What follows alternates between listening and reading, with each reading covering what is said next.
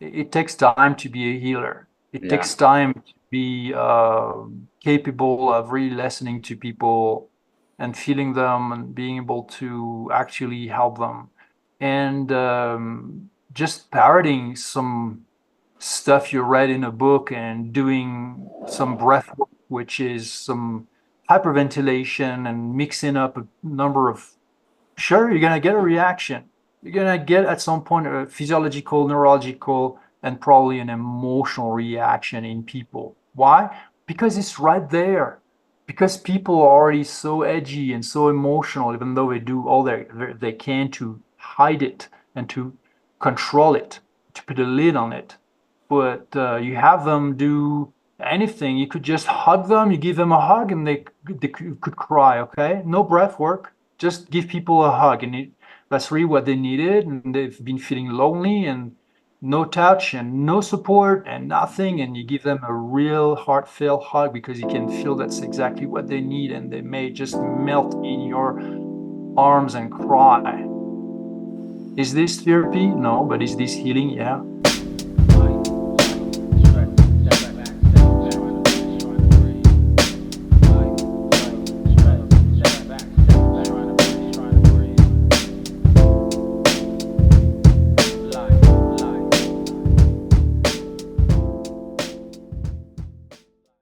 I don't think that I breathe properly.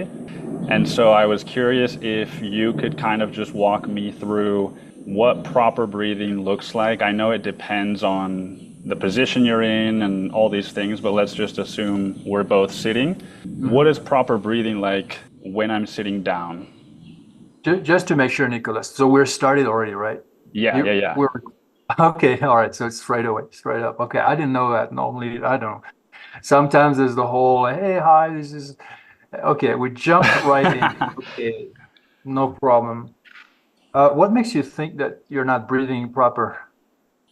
It doesn't feel good when I breathe. It hurts and it feels like it takes effort to get full breaths. Hmm. Okay. And that's every time you pay attention to your breath, that's what you feel. That's the feedback. Yeah. It's harder if I'm sitting down. Sometimes if I'm lying down, it Hmm. feels like more air flows through. Okay. And do you exercise? I do. Yeah. I And do. when you exercise, does that problem get worse? Does it go away? What's going on? It, I do like some natural movement I've started doing, like lifting tires and stuff like that. It's usually imperceptible at those times, but I also do jujitsu. And when I do jujitsu, it's a lot harder to breathe properly. Okay. And have you ever done any kind of, what's called breath work? Yeah, I had a recording of Wim Hof Mm. that I used to do all the time until I discovered your work, and that felt like it was helping, but I'm sure that underneath it, it was probably not. So when you were doing that heavy breathing, hyperventilation, regardless of the breath hold part, did you feel better, I felt more relaxed. more relaxed? Yeah. Okay. Well, so it's a little challenging to make a give you feedback about your. I'm just curious about what's going on, and when people encounter issues with the breathing, there are a number of causes that it's not necessarily. We can't just say, oh, that's stress or that's an issue with your fascia or with your the diaphragm or it's whatever. It can be so many things. But if you place one hand here and one hand on your upper belly area, where the movement of a diaphragm, you can feel it the most, and you just keep breathing normally, you don't do anything, what do you feel? If I'm not paying a lot of attention to it, what I feel is my chest getting bigger or rising. Yeah, that's what I observed. And I've really made your the window super tiny.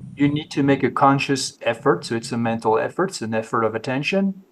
And it's also an effort, a physical effort, because you need to mindfully take over your ventilation, which normally is autonomic, means again, it's reflexive. When you're not thinking about it, you keep breathing, fortunately.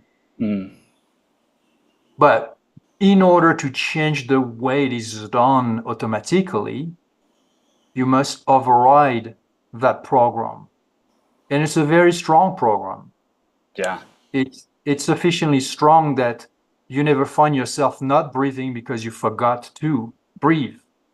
It's strong enough that even when you sleep, even when you are busy doing anything you want, whatever it is, you keep breathing. But you keep breathing that exact way that you describe as not fulfilling, as not comfortable. So in order to change that, you must take the time, you must make a conscious decision, you must put the effort. It's basically just like practicing a movement skill or a sports technique or something like a technique. And that is effort. And that can make you to also feel somehow uncomfortable when you do it. That's the paradox. That's what I was going to ask next is I mean, a huge part of what you do is the mental component, especially with the breath hold exercises that I've done. Mhm. How do you practice like getting stronger mentally? Do you have to have some kind of, because I've listened to some of your guided stuff and that's helpful, but then when it's just up to me, it's just every alarm in my body is like, stop doing this and let's do something else. Mhm. So the alarms are they are important. They are vital reflexes. They are there to protect you. Again, you're not meant to not breathe. You're meant to breathe 24/7 continuously. What makes you not breathe is a conscious decision. So even though you are breathing 24/7, even when you're not thinking about it, which is 99.99% of the time, you're not thinking about your breathing. But when you do, and when you decide, it's a good idea to not breathe, let's see how this goes, you are overriding the program. And the program, again, is so strong that it's telling you, hello, what is this about? Why are we doing this? No, absolutely not. And parts of your brain, because you say you can feel all those alarms in your body, and indeed, ultimately, it's all the body. It's even the brain is part of the body. The brain are physiological. It's made of physiological tissues. But that part of your body and that part of your brain starts to feel the effect of your conscious decision of holding your breath. So there's a departure from what's normal and what feels safe. Therefore, it feels like a threat. Therefore, the feeling of being threatened is negative, it's unpleasant, it's alarming, it's agitating you. So, why do you agitate physically, mentally, and emotionally at that moment? Because you don't want to die, because you're causing changes in your biochemistry and in your neurophysiology, basically, in your levels that you're comfortable with. You're creating changes that you quickly become uncomfortable with. So the agitation is there to make you go back to where you feel safe. Mm. The agitation is there to regulate you back into what is normal to you at this point of your physiological, neurological ability. Does that make sense? Even if what it's bringing me back to isn't necessarily like the healthiest that it could be. What do you mean? Like, well, I guess, yeah, I do eventually have to breathe, but it happens even when I'm not doing breath hold, even if I'm just doing like breathing exercises, those alarm bells. And so it's trying to get me to stop doing something that, in theory at least, I've accepted will help me. So it's like a That's, I protective get it. mechanism, but it's not actually helping me. I get it. But you see, the notion of healthy is a notion. In the moment, your autonomic nervous system, your subconscious, whatever you want to call it, the part of you that is alive, the part of you that keeps you alive, even when you're busy watching a show or working hard on some sophisticated problem, whatever that is. But that part of you that keeps you alive only knows the moment. It does not understand your conscious plan of doing something, which is changing your behavior, challenging your norm, what's called homeostasis, your ideal level of well being. You are doing to yourself something challenging with the expectation of a beneficial outcome to your health, physical health, mental health, emotional health. That's the plan. That's what you understand, what you want. That's a higher level of cognition. That's your consciousness.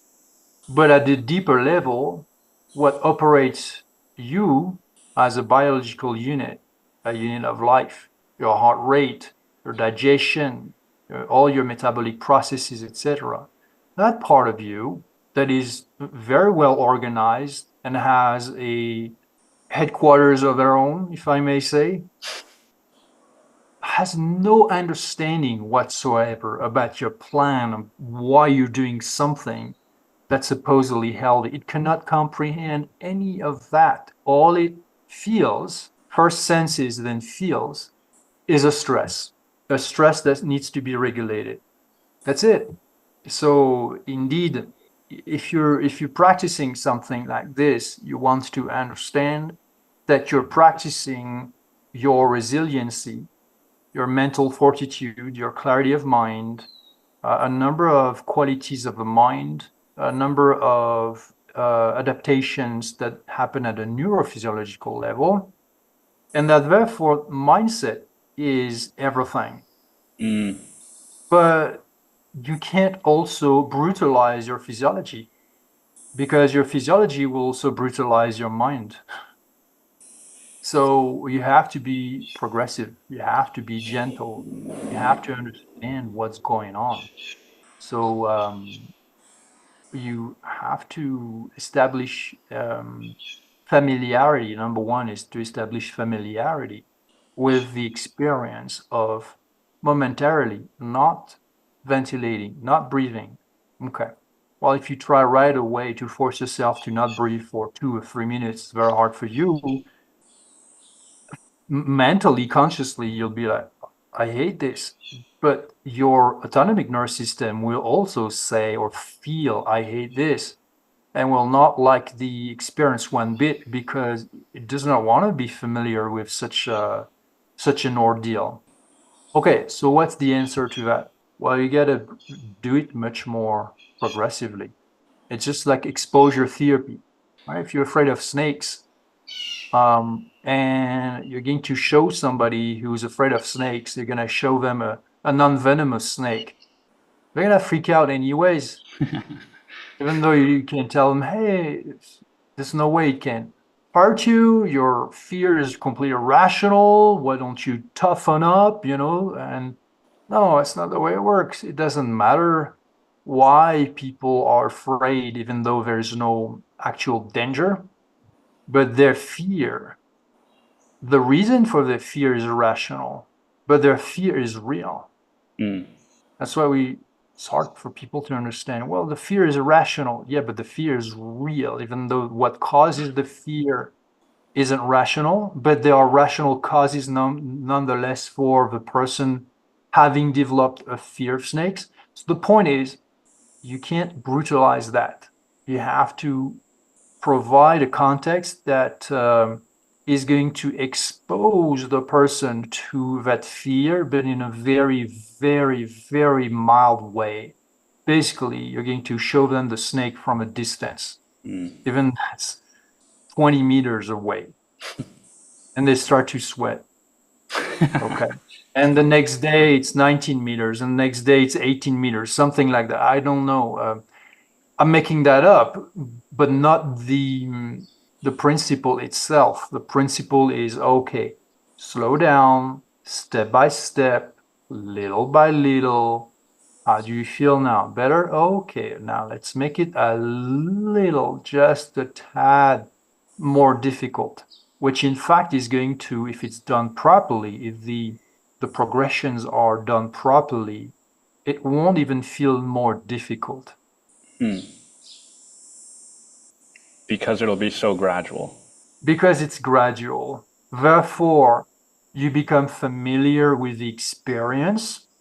And what else do you become familiar with? You become familiar with being successful at consciously handling the situation successfully, even though it's not easy, but it's not so hard that it becomes overwhelming and leads to failure. So you are successful and repeatedly so. You do it once, you do it twice, you do it 3 times, 5 times, 10 times, easy level, easy, but with, of course, a measure of challenge. And then you do that again the next day or 2 days later, and then you do that again, and then you do that again, and then you do that again, and then you do that again. Because then, both consciously and consciously, you start to realize that, hey, I got this. I got this. All right. So it's pretty much everything works that way. You have to be patient. Now, here's what I want to say, because I don't know. Actually, I don't know who is listening, but people may wonder, okay, that's interesting, maybe, hopefully. That's interesting. That's the way I can learn to hold my breath. But why should I do that? Why do I care? Why would holding my breath for 2 minutes, 3 minutes, 4 minutes, etc. In my case, by the way, I'm not sure if Yeah, anybody knows, but my personal record is at 8 minutes, 3 seconds. that's crazy. Um, why would you do that? And you are saying, hey, I expect a reward from that. I expect a health benefit. Now, health is not just the body, it's not just the physiology.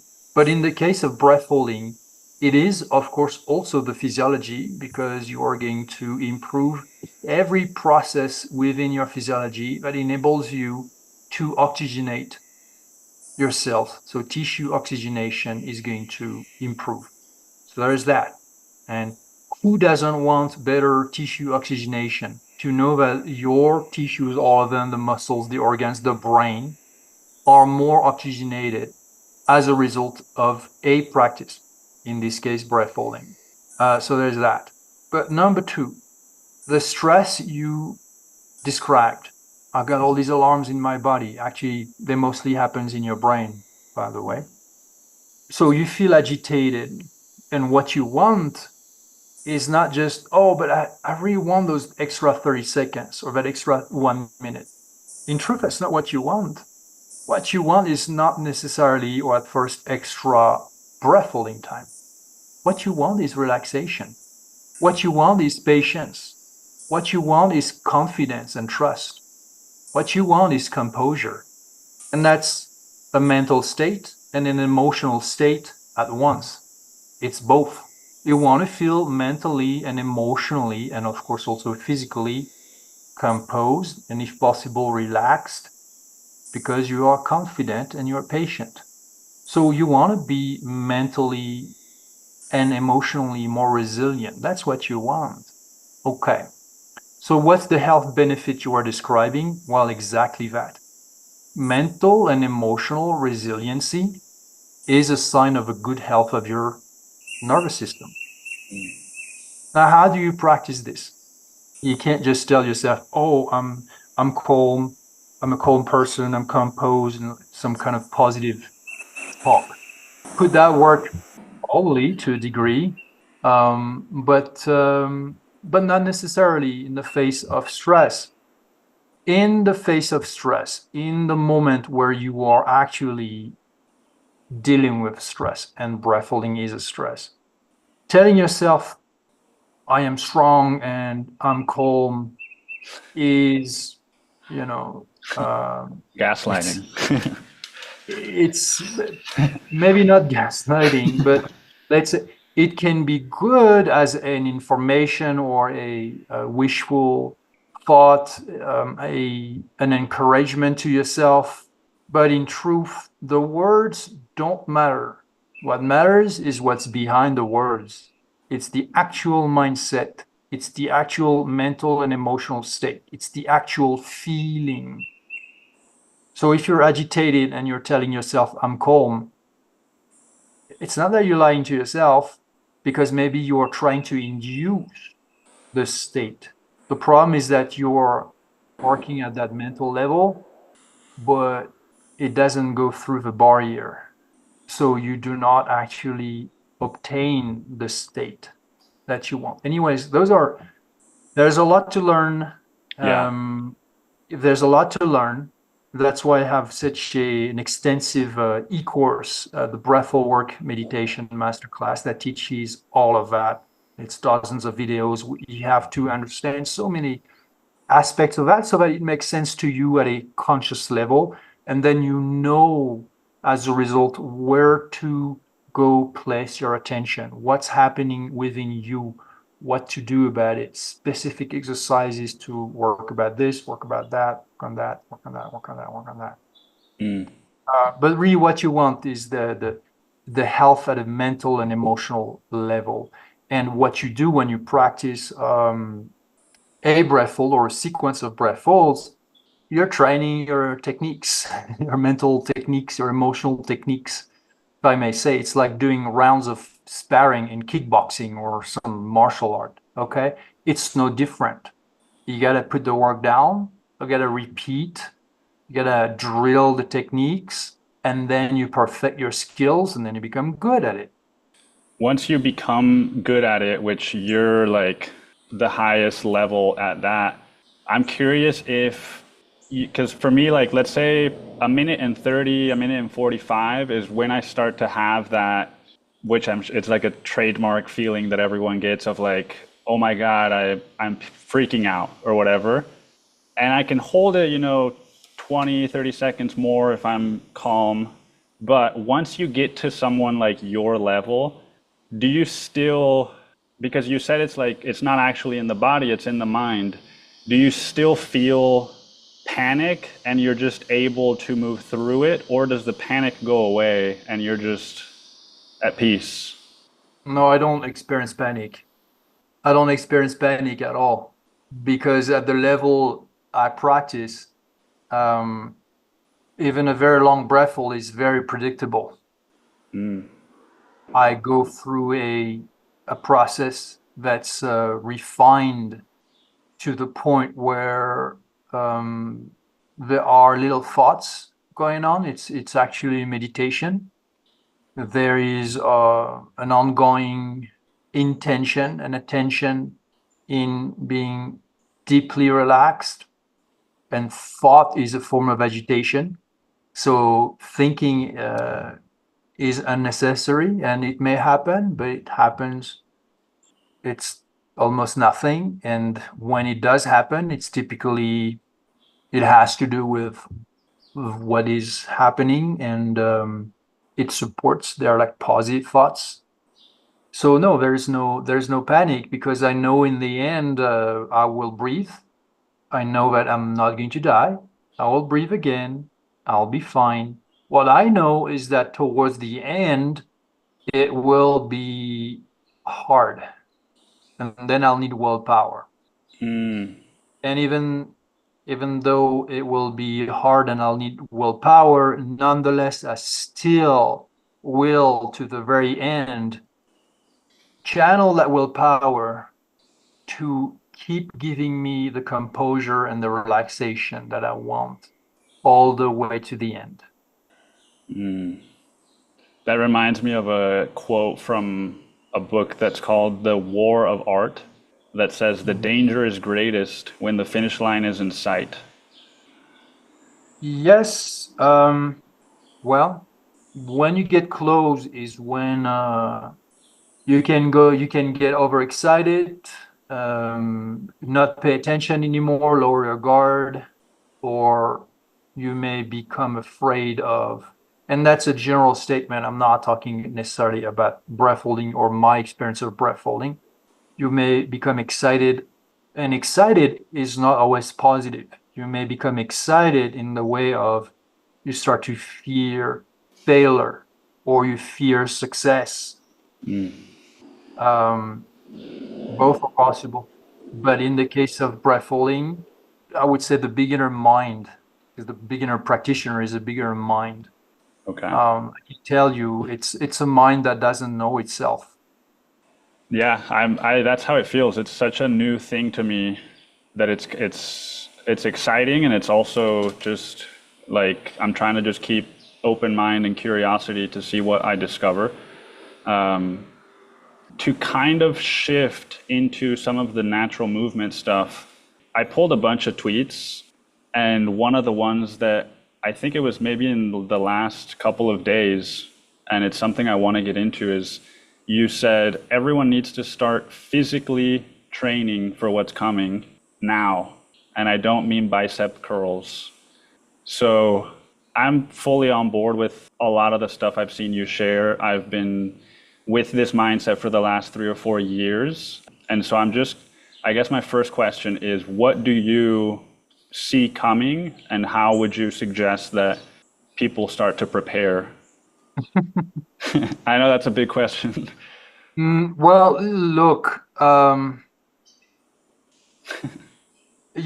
people in the spring of 1914, just before the beginning of World War One, they had no idea what was about to come down.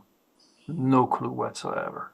People were in that summer, they were harvesting the fields and having festivals, and people were getting married and falling in love, young people, and because we're having little children and life was good. We look at history as something that's in the past. We all tend to forget that it's happening as we speak. And even though everything seems to be stable, you never know. You never know what could happen. You never know what is being planned by the people who are in a position to orchestrate events for mankind to take it in the direction that they want with their own agenda. You don't know. We don't know. Market crash and things like that, wars, epidemics, real ones. So, well, let's knock wood and just hope that we can enjoy life the way we are in a position. Most of us, we are in a position to really enjoy life, and there's no tragedy. Let's say my point is always let's never forget that big events can start almost any time, and that what that means are, there's always the possibilities of world scale tragedies going on. And in that case, there are many ways of being ready, but one of them for sure is to be the healthiest you can be and the most capable you can be, because those are realities that are always going to be universal and timeless. If you're stuck on your couch because you can't move, if anything happens, you're useless to yourself and you're useless to those you love or your neighbors or anybody because you can't move. All right, so it seems to be like an extreme case. Oh, wow, people can move. Well, actually, when you look around, there are many areas where like most of the population is really, really not in shape and have very little ability to move. They wouldn't go very far on foot. So that's all I'm saying. Like reminder, hey, don't forget. Ideally, you want to be able to not just walk and hike. You want to be able to run. You want to be able to climb. You want to be able to carry something just to be physically capable. It's a foundation, and of course, there is much more than that. So there are circumstances of stability and peace, and in those times we typically take that physical capability for granted. It's not really important. Maybe what's more important is, I don't know, your social skills or ability to be a good person, to help others, and it's great. In times of, challenging times, historical times, tragic times, priorities tend to shift. Yeah, one of the things I've been doing, which was a suggestion from like a military expert that I had on the podcast was rucking. So like carrying a big heavy bag and just going for long walks. Yep. Yeah, it's just interesting because a lot of the stuff in the natural movement, like the whole argument that, well, when am I going to use this? It's we're getting really close to scenarios where you're going to have to use this.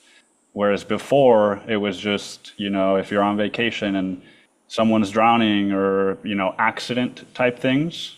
Whereas it feels less like accidents will be the reason for needing these skills and more just continuous situation that you'll be in. Yeah. You never know. You never know. There is so much to do in a day. We all have our preoccupations. There's so much that we can be interested in and want to learn, like skills we want to develop. Somebody wants to know how to grow flowers, others want to learn how to grow food. Some people want to learn about music or the history of art or whatever that is. There's so much knowledge out there, so much really amazing, cool, fascinating knowledge or skills or hobbies. How do you build a house? Healing disciplines, whatever that is. It's wonderful.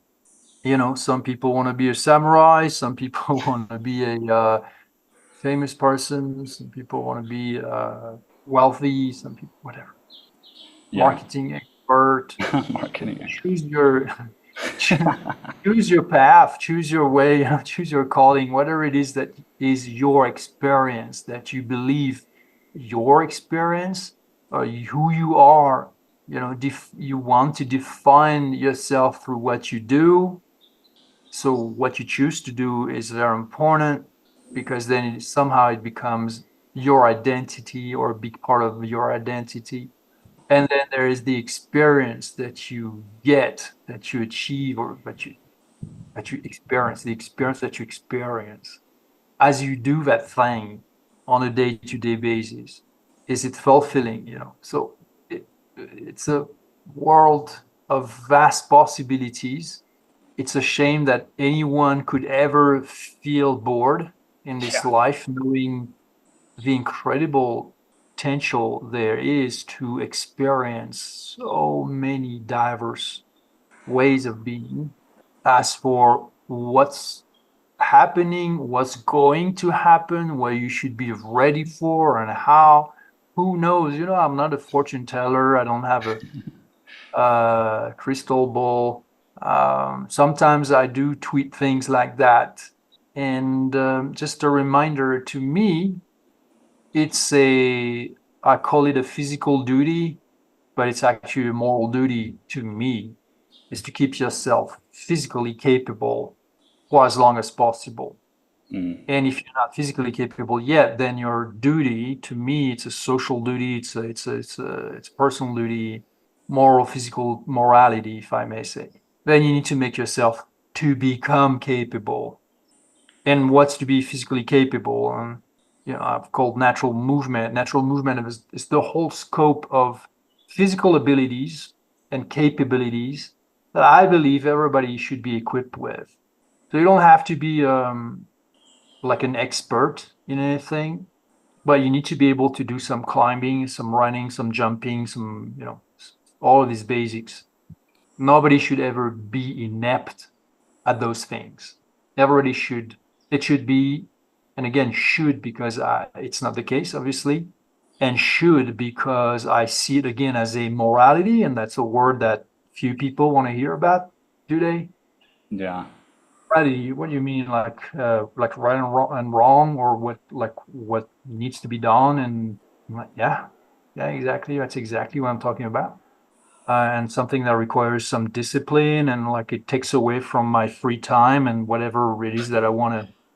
Yeah, that's exactly what I'm talking about. Yeah, yeah. It's like something that's like your duty to do. It's morality implies duty. And you may not even see it as a duty to society or to others, but at least see it as a duty to yourself because you're going to be really in pain when, if ever comes the day where you do need to go on a very long hike or run for your life and you can't.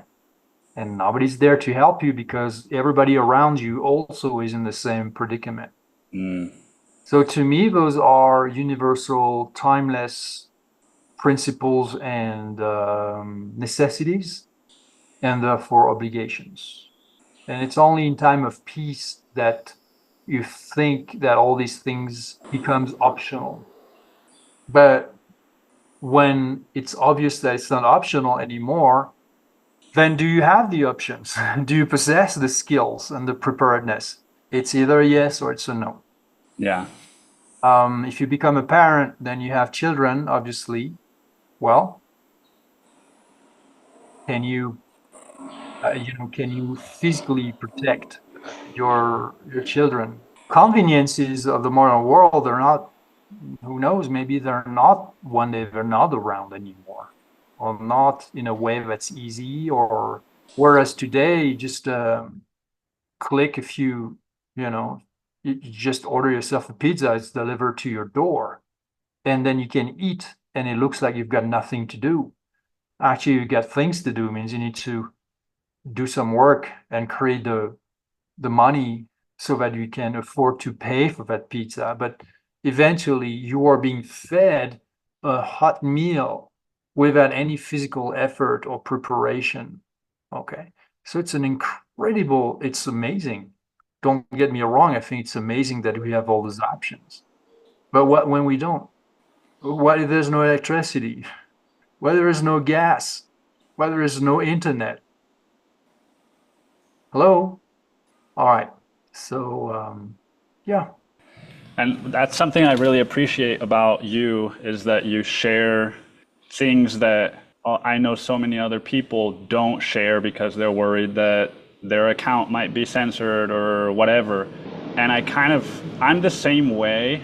Like I've always just, if I believe that something is true and just feel that it is true, I'm going to speak my mind regardless of the consequences. But I don't really know, other than just like because that's what feels right, I don't know why I am that way. Do you have kind of an idea of how you got to that point, or do you think it's just as simple as right and wrong?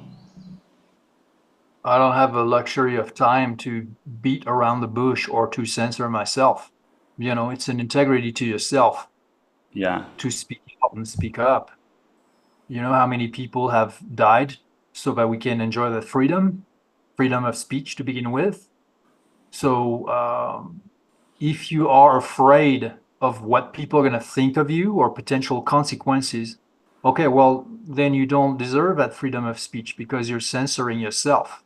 You're worried of consequences now when we are supposedly in a democracy. So, well, then imagine what's going to be when we're not in a democracy, when there is actually a regulation of freedom of speech, which means when freedom of speech is regulated, basically there's no freedom of speech. It's just regulated speech. That means there's what you can say and what you cannot say. Well, there are things you cannot say, and you do not have, nobody has any freedom of speech. It's gone. It's either all of it or none of it. So if you are concerned already of consequences, well, that's not really brave of you, is it? What does that say? Historically, you look at all these communist revolutions, they are always the ones who are going after free speech and guns and people and massacred them. So they're doing what's called purges. Before the so-called revolution by the people and for the people are going to liberate everybody, and which is complete bullshit because every single time they would actually establish complete control and just shut up everybody. And what they would do every time is that they would have already a list of all the opponents that want to eliminate those who said anything or those who were in position to of some whatever social power, of influence, of whatever, including even teachers. And they would go take them, boom, and eliminate them, put them in rehab camps or just kill them, disappear them. Okay, it's like the ultimate form of cancellation. Don't get mistaken. Whenever people talk about cancellation, they literally want you to be shut up. That is not people who are freedom fighters. They're not people who care about democracy, even though they pretend to. There are people who, in a heartbeat, would put you in jail or put you in a camp or have you disappeared because your ideas contradict theirs. So, yes, you need to know that if you're going to do that, you are exposing yourself to that possibility and be like, no way, we're in America. Yeah, but you don't know history, do you? Yeah. No, I Uh-huh. really, really appreciate that. And I think even when it's scary, it's important to do that because I would argue that there isn't really, I mean, it's gradients, right? But like freedom of speech is very regulated in a lot of ways already in the US.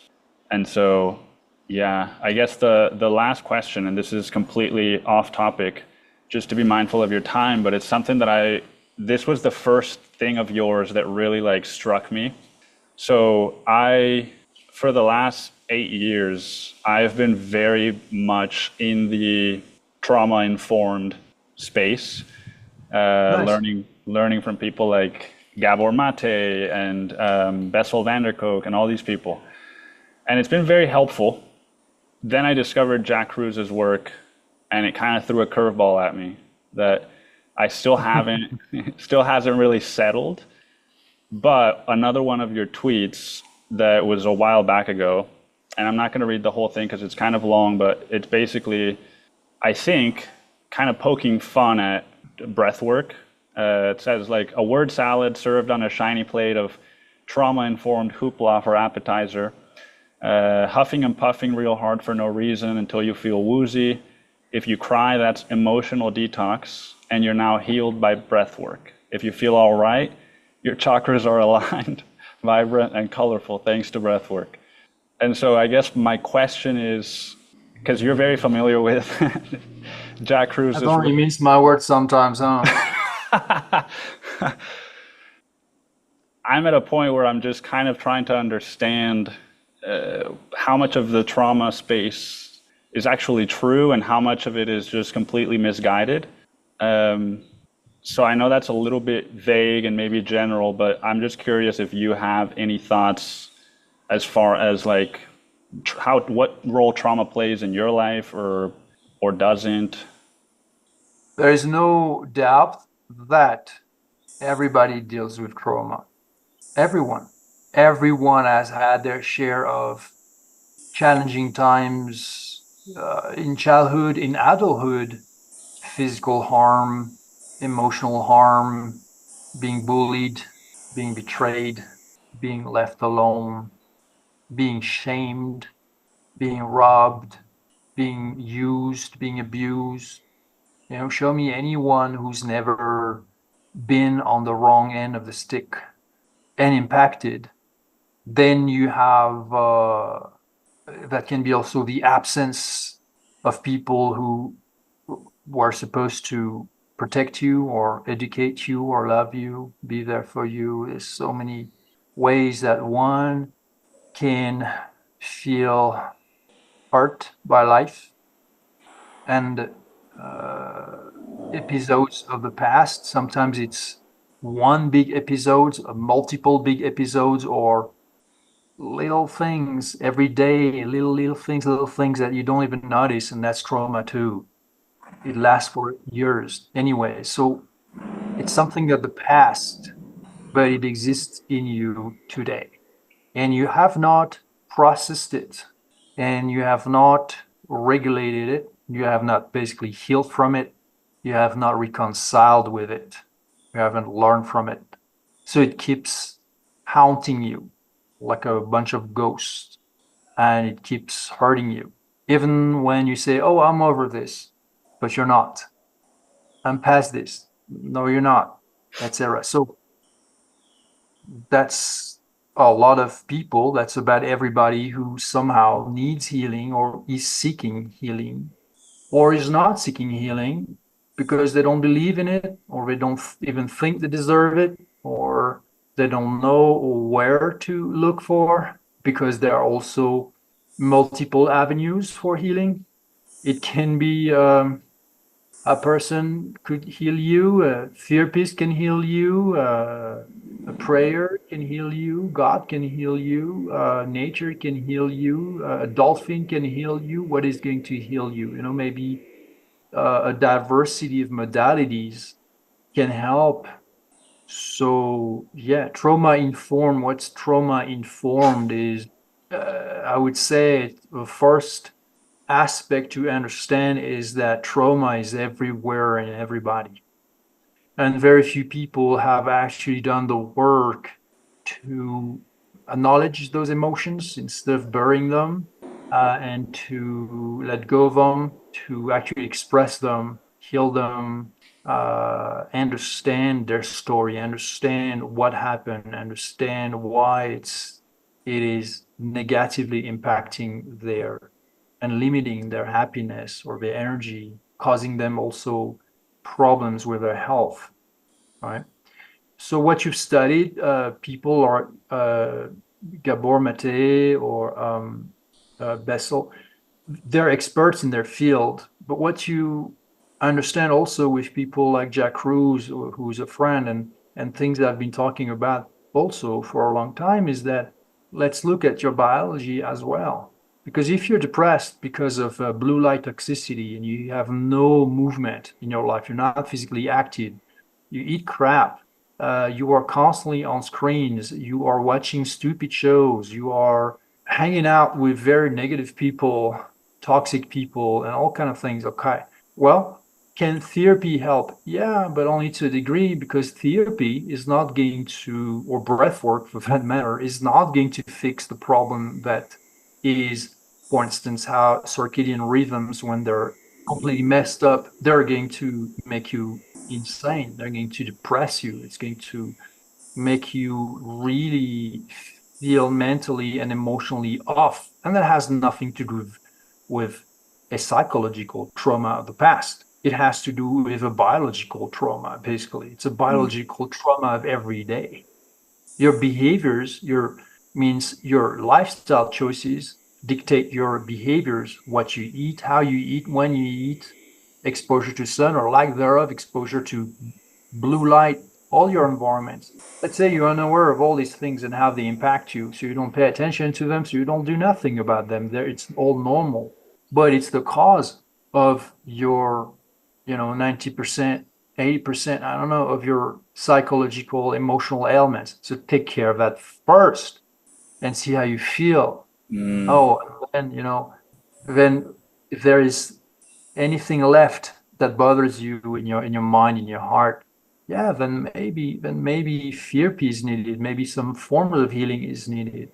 Yeah, for instance, so breath work, you hyperventilate, you get into that state of being hyper. Basically, it ups your autonomic nervous system, because the only reason you would normally hyperventilate is either because you're exercising, so it's natural hyperventilation, it's about gas exchange and regulating your levels physiologically, or it's because you're in a highly stressful situation where you have to agitate because you're ready for survival. You're ready to basically take action, escape, or fight or something. So if you do that to yourself because you make the decision to hyperventilate, but your autonomic nervous system has no idea why you're doing that, you may cause yourself to basically break down at some point. But it's not because, oh, it's releasing some emotion. You're already super stressed out by your lifestyle that's so artificial and toxic and basically self-abusive, because you don't know the principles of nature, the principles of natural health. And all of a sudden you're making yourself, it's like the drop that makes Mm. the level of overflow, and now you're crying. Okay, does that mean you're healing? No, it just means that you're super emotional because you're super stressed out. Interestingly, you do the same hyperventilation exercise. If you do Wim Hof, you do it. Do people cry when they do that Wim Hof exercise? No. But then you go to another breath work workshop and they tell you, well, if you feel emotions, let them come up and whatever. And then you're like, oh yeah, actually, you know what? I might cry. I might let myself. It might be actually the outcome that I want or that I should expect from this hyperventilation. And guess what? Everybody's gonna cry. Yeah. So what's the difference? It's placebo. It's a matter of expectation. It's a matter of, oh, I think that, I'm going to do this and that's going to be the outcome. So you're like, when am I going to cry? When am I going to cry? Oh, that's it, I'm crying. Wonderful. You're crying, and then what? You go back to your life and it still sucks because you're watching scary shows, you're depressed by the news, you are in a toxic relationship, you still haven't really wants to look back into your past that's haunting you and whatnot, and you still eat crap and all kind of reasons that are compromising any ability of your nervous system to actually be healthy and feel good. So then you're like, oh my God, I'm full of trauma. Maybe you're full of trauma, but maybe you're not. Maybe you have some trauma, and also you have also to begin with a lot of stuff to fix with your lifestyle. Why don't you start with that? Because that's the low-hanging fruit, actually. Do hyperventilation. I'm not going to cry, man. I'm telling you that. I've done the crying already. What modality helped you to do the crying or the healing, I guess? I don't think that the modalities can help, but by the way, healing is not necessarily crying or Yeah. having this kind of moment. Healing can be being joyful. Healing can be sleeping more. Healing can be being barefoot on the earth. Healing can be being bare skin in the sun. Healing can be getting rid of toxic people. Healing can be forgiving yourself, forgiving others. Healing can be praying God. Healing can be taking more time for yourself, working less, or actually working more, but in a way that it's more purposeful to yourself and creative. What's healing? Life can be healing. Any aspect of your life can be healing when you approach it right in a way that is good to you. And conversely, anything in life can be a form of stress if that's the way you look at it. Yeah. That's beautiful. Thank you, Erwan. I'm just very, as I'm learning about both of these worlds, I care a lot about making sure that I'm not one of those people that I think your post was poking fun at, because I think there's a lot of just people that don't really know what the hell they're talking about. So the way that you talk about it is really, really helpful, and I appreciate that very much. Well, that specific tweet was really, I was making fun of people who proclaim themselves to be, breathwork facilitators and trauma-informed, whatever, blah, blah, blah, blah, blah, blah, okay? Because it takes time to be a healer. It Yeah. takes time to be capable of really listening to people and feeling them and being able to actually help them. And just parroting some stuff you read in a book and doing some breath work, which is some hyperventilation and mixing up a number of, sure, you're going to get a reaction. You're going to get at some point a physiological, neurological, and probably an emotional reaction in people. Why? Because it's right there. Because people are already so edgy and so emotional, even though they do all they can to hide it and to control it, to put a lid on it. But you have them do anything. You could just hug them, you give them a hug, and they could cry, okay? No breath work, just give people a hug. And that's really what they needed. And they've been feeling lonely and no touch and no support and nothing. And you give them a real heartfelt hug because you can feel that's exactly what they need. And they may just melt in your arms and cry. Is this therapy? No, but is this healing? Yeah. Yeah. Is this trauma informed? No. But is this human informed, heart informed? Yeah. It's an intuition. It's just, hey, you know what? let it go for a moment. I'm there. I'm giving you support. So I am not a big fan of people who parrot each other. And there is a lot of make-believe in the breathwork area, where people just come up with all these breathing exercises, but it's a rag bag of stuff. And it does not take into account the specific need of a given person at a given time. Whatever, just do some breathing because you know what? It's good for you. Well, maybe. You know, when people don't exercise, you can have them do any exercise and it's going to be beneficial to them. All of a sudden, wow, I do Zumba and change my life, or I do Pilates, or I do CrossFit, or I just do running, or do just stretching, or do some water fitness at the pool, whatever that is. Yeah, if your ground zero is zero and now there is something, then there is a change. There's probably a positive change that you can expect from that. Mm. Okay. All right. So if you've never paid attention to your breath and all of a sudden you're given a number of breath exercises, I'm not against it. That can be very good. That make people realize, oh, wow, I have all these things, like all these possibilities, and I can breathe, and also it impacts the way I feel and stuff. But there's a point where we've got to become specific also. What's the actual outcome? What's the benefit? So a lot of those terms, trauma informed, and breath work, facilitators and stuff, uh, it's a little vague Yeah. in my opinion, but you know, Yeah. No, I appreciate you it's keeping it real. it's like meditation also, okay? How many people have tried meditation? Everybody has tried meditation. How many people do meditation? 0.001% of the population. But 99.99% of the population have tried. So what's up with that? And then you go to a meditation class and okay, take a big breath and now just empty your mind. And like, what? Like, that's it. There's no teaching. This, obviously, it's not going to help.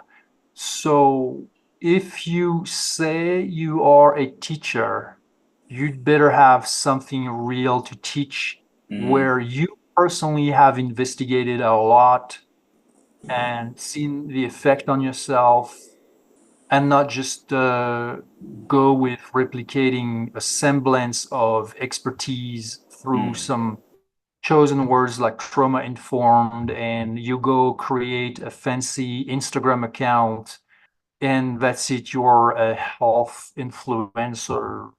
Come on. No, just don't do that to people. That's not authentic.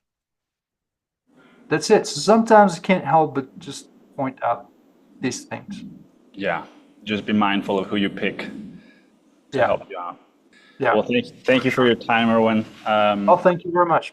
Are you planning on doing the BreathHold work course live again? I know you had that a few months back, like a cohort I style. know, and people asking me, and I'm not sure. I have a very busy planning for starting in September, October, all the way to the end of 2025, and so that's why I'm not really sure that I have any time to do the live program, because the live program lasts a month. So even though it's not every day, it keeps me too busy for a long time, in fact. So the e-course is designed to learn all the same, just not live, but actually you can retain more if you really study the e-course.